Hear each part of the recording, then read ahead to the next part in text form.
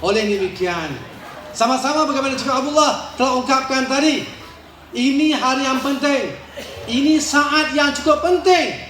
Kita baik di Ulu Cumur, baik kita di Ulu Kinta, baik kita di Tambun, baik kita di Negeri Perak maupun seluruh rakyat Malaysia, ini saat dan momen yang cukup penting. Rakan-rakan seperti sekalian, penduduk Ulu Cumur seperti sekalian, oleh demikian kita pada hari ini bertuah kerana dikunjungi oleh Sultan Ibrahim. Saya Mustafa Kamil Ayub, mantan pimpinan Keadilan Negeri Perak juga, Pengurusi Keadilan Perak, dan naib Presiden Keadilan sebelumnya, Pusat Agung Keadilan. Saya kenal beliau bukan dalam tempoh 10-20 tahun ini. Saya kenal Datuk Seri Anwar sejak tahun 1980-an. Sewaktu saya Presiden Persatuan Mahasiswa UKM, dan sewaktu saya Presiden PKPIM, Persatuan Kebangsaan Pelajar Islam Malaysia, bukan PKM. Kalau PKM Parti Komunis Melayu kan. Dan hari ini alhamdulillah kita ada NGO yang beri tuan rumah kepada kita. Pertubuhan Kebajikan Amal Yakin Bersaudara. Ini perkhidmatannya. Tepukan untuk PAYKB yang mengadakan majlis cukup meriah pada petang ini alhamdulillah. Saya kenal Sultan Ibrahim sejak dari tahun 80-an lagi, bagaimana komitmen beliau, semangat beliau. Saya pernah bagaimana waktu itu betul di kampus universiti, dia tak berkenan dengan UMNO, memang termasuk Syed Anwar, sebab dia masuk UMNO 82 juga Allah kan, dari sejarahnya. Tapi saya pada waktu itu undang beliau ke kampus UKM, dan cukup hebat, ramai yang nak dengar penjelasan beliau. Mengapa beliau masuk UMNO, apa misi beliau masuk UMNO. Kita lihat betapa Datuk Anwar waktu itu dalam kerajaan, dia bukan masuk-masuk untuk bersenang-senang, bukan. Dia masuk kerajaan untuk buat perubahan. Sebab tanpa kuasa, perubahan tidak boleh dibuat dengan berkesan. Dan beliau berjelaskan. Dan dia juga undang saya naik kereta beliau selepas beliau merasmikan seminar kemiskinan dalam bidang pertanian terutamanya tahun 84 di UKM. Saya Presiden UKM pada waktu itu. Dia jemput saya naik kereta beliau, Proton 152 warna putih, Surah Syah. Dia sendiri memandu. Naib Chancellor panik. Macam mana Presiden PM UKM dia boleh naik kereta sama dengan Menteri? Dan Menteri pandu, saya duduk sebelah dia. Sampailah ke rumah dia, rumah ayahandanya di Bukit Tungku, Petaling Jaya pada waktu itu. Itulah keakraban hubungan saya dengan beliau. Sejak zaman pemuda saya, zaman belia saya, mahasiswa saya bersama dengan beliau. Sebab itu apabila berlaku reformasi, saya memang membuat pertimbangan nak sertai reformasi atau kekal dengan Tan Sri Muhyiddin. Saya dulu 4 tahun sebagai supportik kepada Tan Sri Muhyiddin Yassin, sezaman dengan Ismail Sabri. Ismail Sabri supportik Sabun Encik pada waktu itu.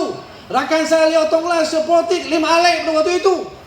Ahmad Masan supportik kepada Mustafa Muhammad pada waktu itu. Saya supportik kepada Tan Sri Muhyiddin Yassin. Memang berkira-kira juga sebenarnya nak sertai reformasi dengan Ashraf. Tapi Ashraf belum lagi waktu dengan Ashraf kan. Atau nak kekal tuan-tuan supportik ini. Bersama juga yang saya bawa ke dalam waktu itu dengan Tan Sri Muhyiddin adalah Zamri Kade, Menteri Besar sebelum ini kan. Saya bawa beliau bersama dalam pejabat Tan Sri Muhyiddin Yassin pada waktu itu. Saya fikir nak sertai reformasi itu dah. Akhirnya saya diajar dalam PMUKM, dalam PKPIM, Gerakan Mahasiswa. Kita kena berpegang kepada prinsip dan idealisme perjuangan kebenaran dan keadilan. Lantas saya putuskan tinggalkan jawatan supportik sertai perjuangan reformasi bersama Datuk Seri Anwar Ibrahim di tahun 98 berkenaan. Jadi dalam hal ini sekalian, ini soal pengorbanan perjuangan kita bersama. Telah lebih 20 tahun kita berjuang, dan kita menunggu saat dan momen benar-benar. Dulu 22 bulan kita telah dikhianati oleh Tun Mahathir Mohamad. Tapi kali ini kita mahukan benar-benar tokoh reformis yang tulen Datuk Seri Anwar Ibrahim memimpin kita sebagai Perdana Menteri, insya-Allah. Apa yang beliau buat masa dalam kerajaan dahulu?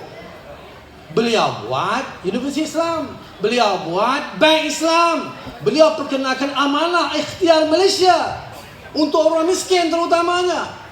Ini perbezaan beliau dengan Tun Mahathir. Tun Mahathir mau projek-projek mega, tetapi Syed Anwar maukan projek membela rakyat miskin.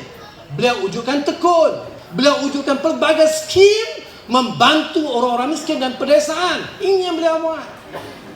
Mereka Mahathir maukan projek-projek mega, bail out anak-anaknya, bail out kroni-kroninya. Ini perbezaan utama Datuk Seri Anwar Ibrahim dengan Tun Mahathir. Demikian juga apabila tahun 1997 beliau memangku selama 3 bulan sebagai Perdana Menteri Malaysia. Dan waktu itu beliau ajukan ke Parlimen, luluskan di Parlimen Akta Pencegahan Rasuah Syekh Abdullah. Ini puncak kemarahan Tun Mahathir kepada Anwar Ibrahim. Kerana pada waktu itu dalam akta baru itu, mana-mana penjawat awam, menteri dan seumpamanya boleh didakwa walaupun sudah pencen 10 tahun. Akta sebelum itu dah pencen tak boleh dakwa dah. Tapi dalam Akta Pencegahan Rasuah yang diluluskan di Parlimen sewaktu Syekh Anwar Ibrahim sebagai pemangku Perdana Menteri 1997 boleh dakwa walaupun dah pencen 10 tahun. Itu cukup menggerunkan Tun Mahathir dan kronik-kronik. Jadi Datuk Seri Anwar adalah pemimpin yang cekal tabah. Dia bukan maknanya orang yang main-main nak kumpul kekayaan. Bukan dia ni kalau orang Perak kata bebenar orangnya, bukan orang tak semenggak. Berkata orang Peraknya, ya nak rompak sana, nak rompak sini, kau sana, kau bukan ada. Kan? Bebenar, berhemah orangnya, berhikmah orangnya. Sebab itu pada saya mengikuti beliau sejak zaman pemuda saya, zaman mahasiswa saya. Sebab saya tahu komitmen beliau, akhlak beliau, keluarga beliau, rumah beliau yang sederhana berbanding orang lain. Jadi pribadi dan watak yang ada pada beliau ini yang memungkinkan beliau membuat perubahan, mengangkat martabat rakyat Malaysia yang hari ini jatuh di mata dunia. Kita semula berbangga semula Datuk Seri Anwar sebagai Perdana Menteri, dan kita berbangga sebagai rakyat Malaysia. Betul atau tidak? Ini dah kita kebekah bila sebut nama Malaysia, dah malu nak sebutnya. Kamu dari mana? Dulu kita bangga kita dari Malaysia, kan? Sekarang orang lebih berbangga kita dari Indonesia. Kan? Kita yang dah segan, dah malu nak khabar kita orang Malaysia. Ini keadaan yang berlaku. Sebab itu kita kena bekerja kuat, pastikan kemenangan yang besar untuk Datuk Seri Anwar Ibrahim di P063 Parlimen Tambun, dan kemenangan N024 Ulu Kinta untuk Sarawak Afad. Boleh atau tidak? Kita kena bekerja keras. Saya tahu dalam konteks perubahan kita hari ini walaupun nampak kecil, saya juga bersama guru saya Ustaz Zain Nawawi, Ustaz Siddiq Fadil, tahun-tahun 60-an Datuk Seri Anwar Ibrahim antara lainnya, termasuk awal 70-an, memperjuangkan soal memahami Islam sebagai way of life, cara hidup. Islam nizamul hayah, bukan sekedar puasa dan sembahyang haji semata-mata, tapi cara hidup, ekonomi, politik, sosial yang ada dalam Islam. Dan juga memperkenalkan bagaimana kita perlu hidup dengan harmoni bersama dengan orang India, orang Tionghoa, orang Asal, orang Dayak, orang Iban Kadazan. Ini yang beliau serukan dalam perjuangan beliau sebagai Presiden ABIM. Dalam ucapan beliau yang terkenal bertajuk Islam dan Masyarakat Majmuk. Jadi ini yang beliau bawa dalam konteks perubahan-perubahan, termasuk untuk orang Islam. Dulu kita tak pakai tudung macam ni, mini terkong ni tak pakai. Selalu dulu selendang je, sangkut ke dahi sikit ke apa. Selendang dulu kan. Ustazah pun, saya ingat lagi suara pakai selendang ikat kat leher kan. Yang perkenalkan mini terkong ini adalah Datuk Seri Anwar Ibrahim bersama Ustaz Razali Nawawi dan juga almarhum Siddiq Fadil. Mereka seangkatan, termasuk almarhum Fadil Noor, bukan Presiden ABIM, bukan Presiden PAS, yang sama-sama dalam ABIM memperjuangkan soal pemakaian menutup aurat yang kemudiannya masuk dalam jabatan kerajaan, sekolah dan sumbangan. Sama juga di tahun-tahun berkenaan, mereka menganjurkan seminar Bank Islam, seminar untuk Universiti Islam dan sumbangan. Oleh demikian, hadirin, orang Ulu Cumur sekalian, orang Ulu Kinta, orang Tambun, orang Perak sekalian, ini pemimpin yang ingin kita ketengahkan. Komitmen beliau kemudian dalam kerajaan yang telah saya ungkapkan tadi, walaupun kemudian beliau dipecat dari TPM, beliau berjaya menggerakkan rakyat dengan reformasi. Semangat yang beliau mau buat sama dalam kerajaan, dua kerajaan, membuat perubahan ke arah kebaikan. Innallaha la yughayyiru ma biqaumin hatta yughayyiru ma bi anfusihim. Verily never will Allah change the fate of our people until they change themselves. Faham itu kan? Tak bahasa Arab, bahasa orang putih kan? Allah tidak akan ubah nasib mana-mana kaum atau bangsa kecuali mereka mengubah nasib mereka sendiri. Bagaimana Cik Abdul Allah sebutkan.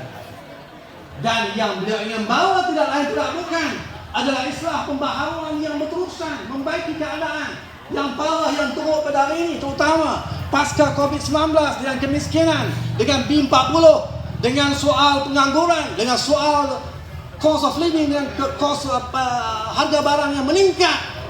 Ini yang sedang beliau perjuangkan. Sebab mau tidak mau, kita perlu mengetengahkan pemimpin yang bersih, yang boleh membetulkan kepimpinan dan pentadbiran dalam negara ini, daripada atas sampai kepada ketua kampung.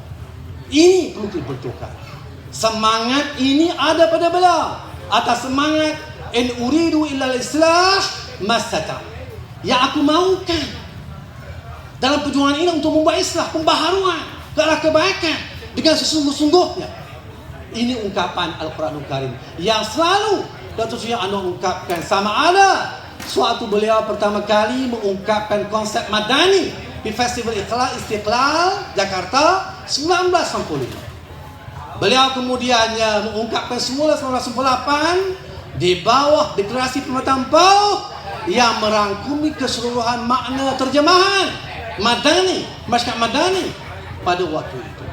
Dalam Deklarasi Pemetaan Pauh 12 September 1998. Jadi semangat beliau berterusan. Yang terbaru 2 hari lepas, beliau meluncurkan buku Membangun Negara Madani, yang saya kira satu lagi dokumen terpenting, 182 muka surat yang menjelaskan soal wawasan beliau, plan tindakan, keutamaan-keutamaan yang perlu dilakukan, termasuk dalam membangun negara Madani ini. Antara keutamaan tindakan yang beliau ingin buat adalah untuk memotong gaji menteri. Setuju tak? Kedua, membatalkan PTPTN bagi B40. Setuju atau tidak? Membatalkan tol bagi kalangan B40. Setuju atau tidak? Itu antara lain yang beliau akan buat. Jikalau insya Allah beliau berada di Putrajaya mulai 20 November 2022 yang akan datang ini, insya Allah. Termasuk soal-soal harga barang dan seumpamanya itu akan beliau kendalikan dengan sebab itu. Oleh demikian, kita kena bekerja kuat. Kita di Tambun, di Ulu Kinta ini kena sama-sama memperjuangkan keadaan yang sebaik itu. Memang cabaran itu ada. Memang kalau kita lihat serangan-serangan kepada beliau, termasuk saya tengok yang terbaru ini serangan oleh Cikgu Siddiq Baba, termasuk nama saya pun dikaitkan juga. Liberalisme lah, pro LGBT lah, sokong IMF lah, World Bank. Tak betul semua itu, dan salah faham. Diambil sikit-sikit, sekerat itu. Walaupun Datuk Seri Anwar perjelaskan dalam kata yang luas, tetapi yang diambil sikit-sikit dipetik-petik, kononnya dia beliau pro ini, beliau pro ini. Dia selalu sebut sebagai contoh juga kan. Anak Melayu anak kita, anak Cina anak kita, anak India anak kita, anak orang sendiri anak kita, anak Dayak anak kita, anak Iban anak kita. Yang tak Melayu itu dibuang. Jadi sudahnya tinggal anak Cina anak kita, tak ada tak Melayu lah tak ada. Tengok. Anu ni anak Melayu kan anak dia lah. Jadi bila orang buat TikTok ni, dia potong sana potong sini, mengakibatkan Ashraf. Memang dia anti Melayu, dia ikut tunggangan DAB. Apa tu benda macam ini? Jadi ini yang berlaku kepada tomahan-tomahan kepada Sultan Anwar. Wahal kita tahu kehidupan peribadi beliau, tak minum arak, solatnya dijaga, anak-anaknya dijaga, isterinya bertudung sejak daripada muda, perbelanjaannya sederhana, kehidupannya sederhana. Ini yang boleh tunjukkan sebenarnya. Dan ini sebenarnya Perdana Menteri yang kita mahukan.